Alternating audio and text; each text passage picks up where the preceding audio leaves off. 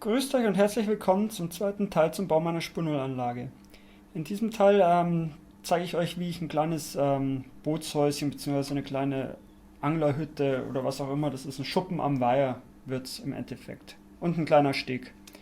Dafür habe ich mir hier schon ein Tausender-Pack so Kaffee-Holzrührstäbchen bestellt. Die haben eine Breite von 5 mm und sind 1 mm dick, glaube ich, ja. 1 Millimeter. Und die lassen sich super für Zäune oder Steg oder Hüttchen oder kann man viel machen mit. Und die schneide ich mir mit einem Cuttermesser einfach zu. Dazu schneide ich erstmal die Rundung ab. Für den Zaun zum Beispiel könnte ich die jetzt auch dran lassen. Und dann schneide ich mir die so zurecht, wie ich sie brauche. Die könnte ich jetzt auch für einen kleineren Maßstab nehmen. Da kann ich sie dann der Länge nach halbieren, am besten ohne, dass man sich im Finger cuttet. Und dann kann man damit auch, wenn man es gescheit macht, mehrere, ja, da kann man auch dünnere Latten machen oder kleinere. Gut, jetzt habe ich hier schon das erste Hausteil fertig für meine Hütte. Hier habe ich meinen Masterplan. Und habe mir schon ein paar Teile auf Länge geschnitten. Und jetzt mache ich die andere Seite. Dazu lege ich mir die erstmal alle aus.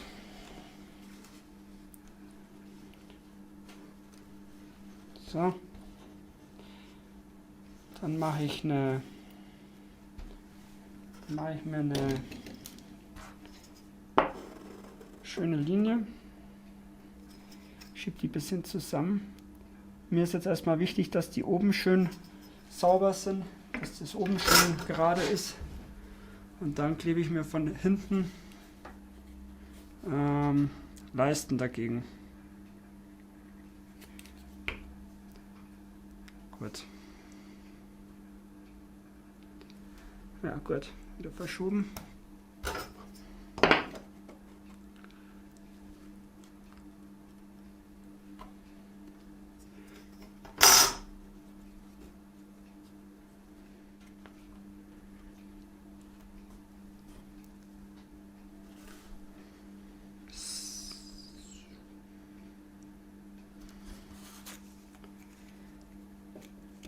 So. Jetzt haben wir schon einen schönen Gartenzaun. Jetzt mache ich noch die zweite Leiste hin. So, jetzt habe ich soweit alle Teile fertig. Jetzt habe ich hier schon für meine Tür eine Aussparung und habe hier schon markiert, dass ich das dann schön schneiden kann. Dafür nehme ich mir jetzt den Cutter wieder. Und da ist jetzt wichtig, dass ich beim ersten Mal eine sanfte Linie mache, quasi nur so vorschneide. Und dann beim zweiten Mal kann man es schon so ein bisschen fester durchdrücken. Lieber ein bisschen öfters fahren.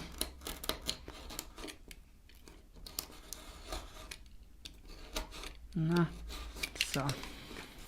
Nummer 1.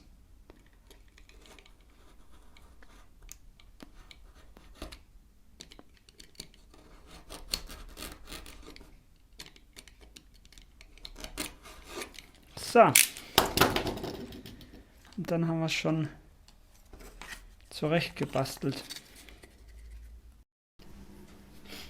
Jetzt hätte ich fast vergessen, bevor ich die einpinsel, mache ich die Oberfläche noch so ein bisschen rau. Dazu habe ich hier so ein Raspelgerät. Und dann fahre ich die Bretteln ab. Nach unten hin ein bisschen stärker.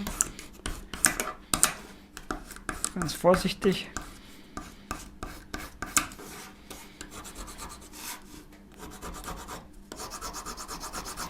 Dadurch bekommt man ein bisschen Struktur rein.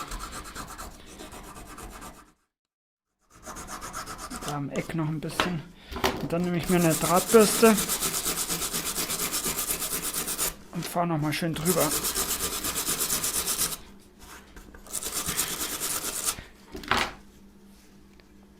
Gut.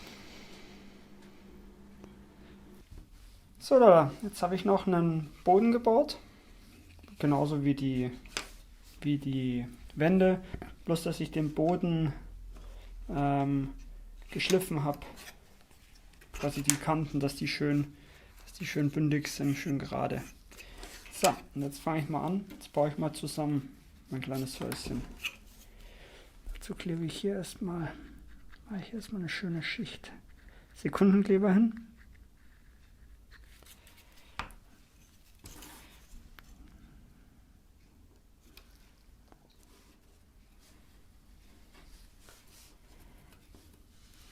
So. Chips. Gut. Dann kommt die zweite Wand.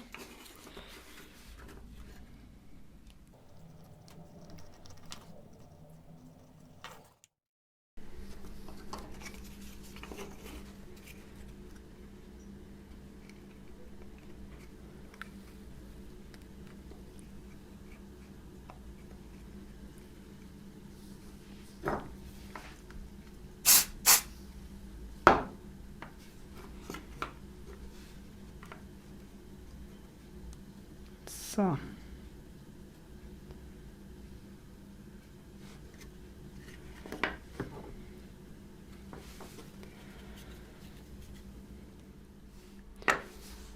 So, und dann haben wir alle 4 Seiten dran. Jetzt habe ich für das Fenster noch eine Einfassung gemacht hier.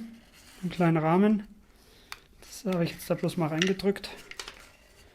Und das mache ich jetzt bei der Tür auch noch. Die Tür müssen wir danach auch noch bauen. Schaut es denn eigentlich aus, so größenmäßig? Ja, er muss sich ein bisschen ducken. Das passt schon. Das kriegt er schon hin. So. Dann habe ich mir hier schon kleine Leisten gemacht.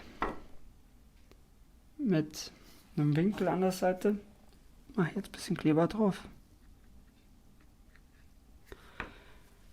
Und dann kommt die hier oben hin.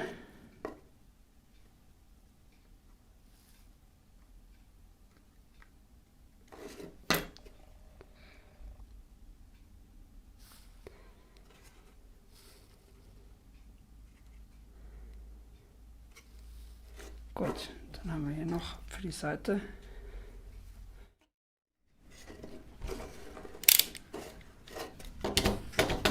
so schaut es jetzt aus bis dato. Und jetzt baue ich noch eine Tür. Nachdem ich den Rahmen und alles jetzt fertig habe, habe ich jetzt hier noch eine kleine Tür gebaut. Da kann ich dann noch entscheiden, ob ich die offen stehen lasse oder schließe. Das kann ich jetzt so gar nicht so richtig schön zeigen. Aber das ist auch wurscht. Ich kann die auf jeden Fall jetzt dann einsetzen. Zusätzlich zu meiner kleinen Hütte baue ich jetzt noch einen Steg. Dafür habe ich hier ein Rundholz. 5 mm. Und da raspel ich auch wieder schön mit der Faser die Stämme ab. Und dann mit der Drahtbürste hinterher drüber, dass man sich keine Spreisler einzieht. Gut. Und dann mache ich hier so 4 cm Stücke, schneide ich mir ab. Ich möchte, dass nachher mein Wire so ungefähr eine Tiefe von 2 cm hat. Ich habe dann noch so ein bisschen Luft nach unten, zur Not kann ich es auch noch ein bisschen kürzen. Und jetzt schneide ich mir hier die Stücke ab. Na. Genau. So schaut es dann aus. Da brauche ich 6 Stück. Außerdem benötige ich dann für meine Träger habe ich hier, ich glaube das sind 3 x 5 mm Hölzer. Die bearbeite ich genauso wieder und mit der Bürste. Und danach Längen auf 12 cm mache ich das in dem Fall. Und dann, genau, das bereite ich jetzt die Teile vor und dann hole ich euch wieder dazu. So, jetzt habe ich hier meine Teile soweit hergerichtet. Normale Brettelbreite habe ich ein paar gemacht und dann habe ich noch ein paar halbiert und meine 6 Pfosten. Und jetzt klebe ich da Brettel für Brettel auf.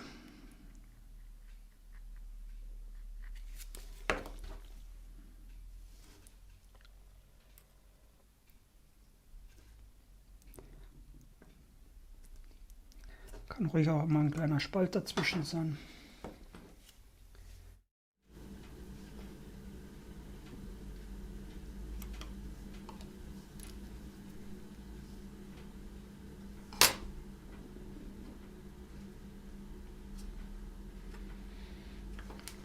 So, dann ist das erstmal soweit fertig. Das ist jetzt ein bisschen getrocknet.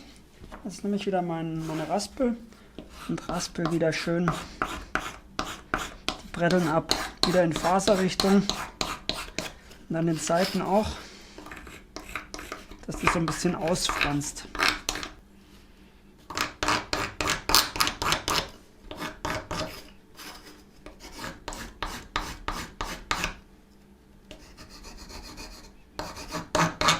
Gut. Und dann wieder mit der Drahtbürste. So.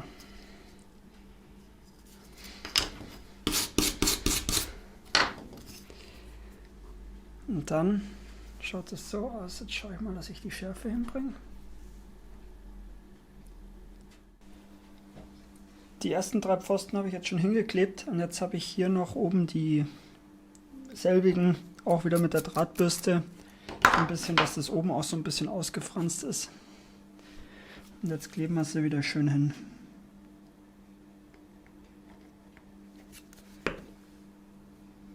Das mache ich auch so ein bisschen einfach nach Gefühl.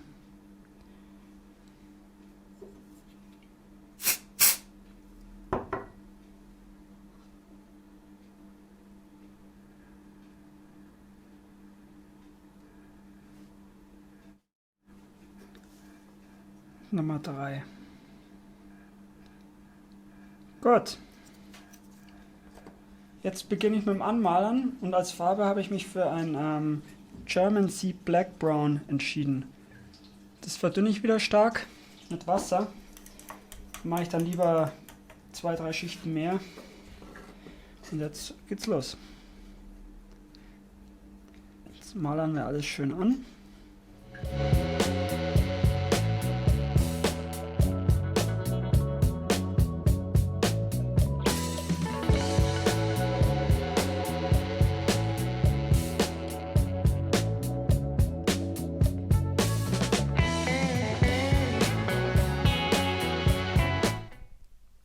So, die Hütte hat ihren ersten Anstrich bekommen. Jetzt lasse ich das mal trocknen, aber ich finde, das schaut schon ganz fein aus.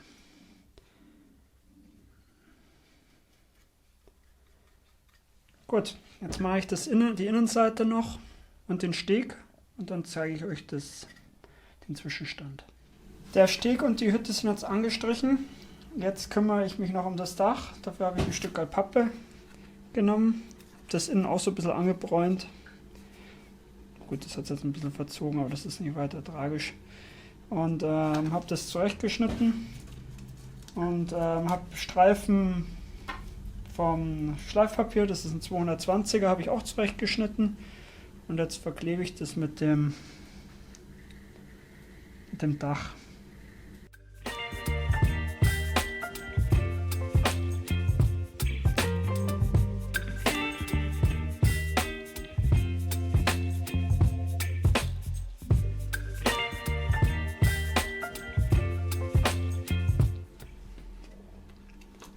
Die letzte Reihe ist drauf.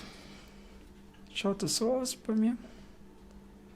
Und die obere Abschlussreihe machen wir dann, wenn es zusammengeklebt ist. Jetzt drehe ich es um.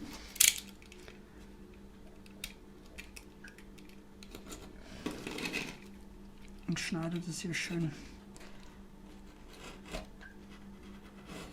ab. Oder auch nicht. So, jetzt. Genau. Gut, das mache ich jetzt nochmal und dann holen wir die Hütte dazu und machen das Dach drauf. Jetzt habe ich die Hütte und den Steg dazu geholt. In die Hütte habe ich jetzt noch ein kleines Bänkchen und einen Tisch reingemacht. Außerdem ist das Fenster reingekommen. Und hinten hängt noch eine kleine Jacke und die Tür ist hingekommen. Gut, jetzt fehlt nur noch das Dach. Das baue ich jetzt drauf.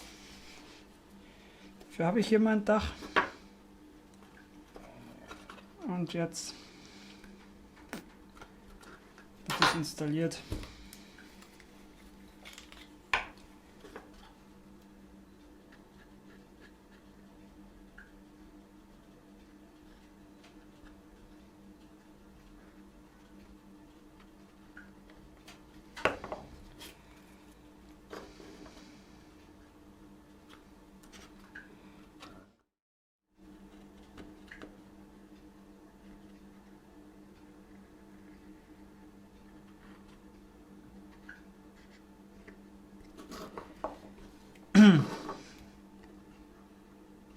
Da noch ein bisschen.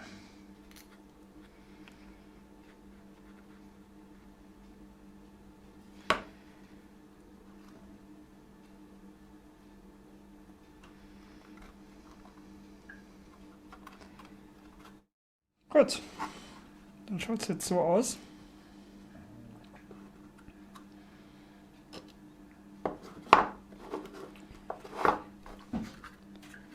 Man sieht halt jetzt von dem Innenleben nicht mehr viel, aber wir wissen, dass es da ist. Jetzt habe ich hier noch das Dach.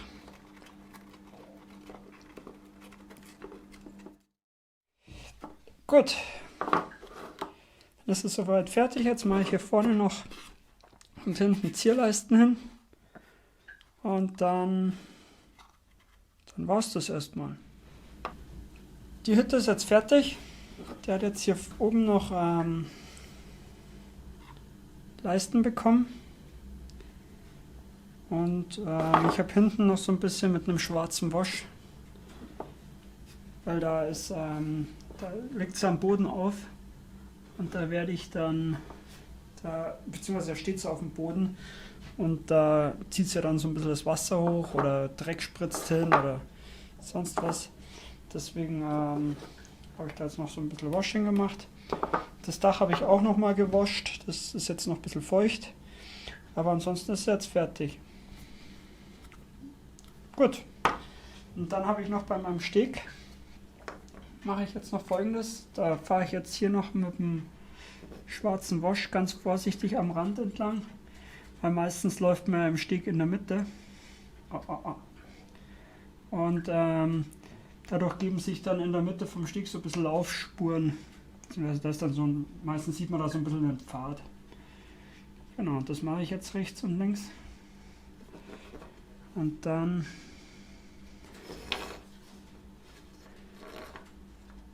war es das für heute. Jetzt sind wir am Ende dieses Films angelangt. Ich hoffe, euch hat es gefallen. Habt Spaß beim Eisenbahnern. Bis zum nächsten Mal.